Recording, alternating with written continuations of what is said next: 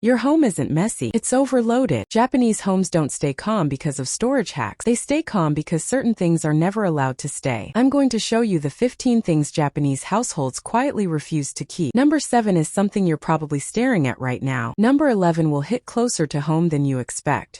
Let's go. First, open your cabinet. That chipped mug in the back, the plate with the hairline crack. You keep them because they still work. But in Japan there's a concept called wabi-sabi, peace found in whole, natural things. A cracked dish quietly tells your mind, I accept broken, whole dishes only. That's the rule. Second, your pantry is hiding something older than you think. A 3-year-old spice jar, a sauce you bought for one recipe. In Japan, the kitchen fuels your whole day, so it stays fresh, nothing stagnant allowed. Old food in the dark creates heavy, dead air in the one room that should feel alive. Third, that pretty designer box, the shopping bag with the rope handles.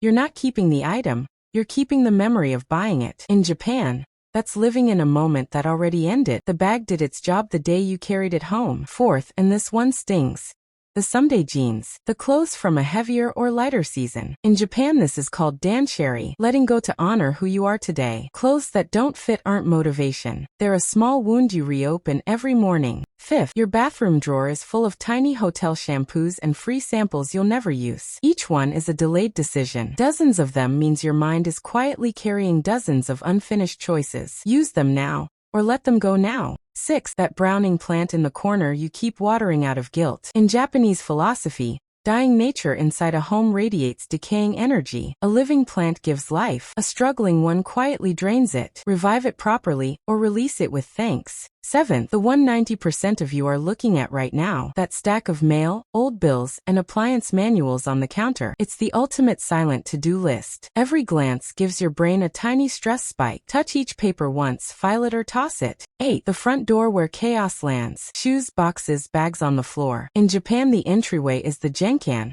a sacred threshold. Nothing stays on the floor, because clutter there is believed to block new opportunity from entering your home. 9. That drawer of black cords for devices you don't even own anymore. It's an anxious attachment to an unknown future, and the tangle in the drawer matches the tangle in your mind. Keep only what you use, labeled and neat. 10. The trinket on your shelf you don't even like, kept only because of who gave it to you.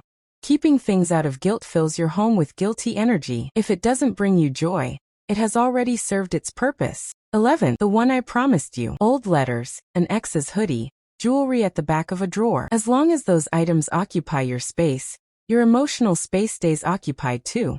Letting them go isn't erasing the memory, it's making room for what's next. 12. Those thin wire hangers piling up in your closet, quietly distorting your clothes' shoulders. Japan treats every garment with structural respect. Swap them for matching, sturdy hangers. A tiny change with a big visual payoff. 13. The laptop on the nightstand, the dumbbell in the corner. When you sleep next to your work, your brain links rest with stress. In Japan, the sleeping area is strictly for rejuvenation. Get it out of the bedroom. 14. The Japanese even have a word for this. Sundaku, buying books and letting them pile up unread. That stack isn't cozy. It's a nightly reminder you're not keeping up. Keep only the one book you're actually reading. And 15th, the bed buried under 8 decorative pillows you remove every night and pile back on every morning. That's an unnecessary barrier to rest. Keep only what you sleep on. Getting into bed should be effortless. Here's your test. 2 steps, under 5 minutes.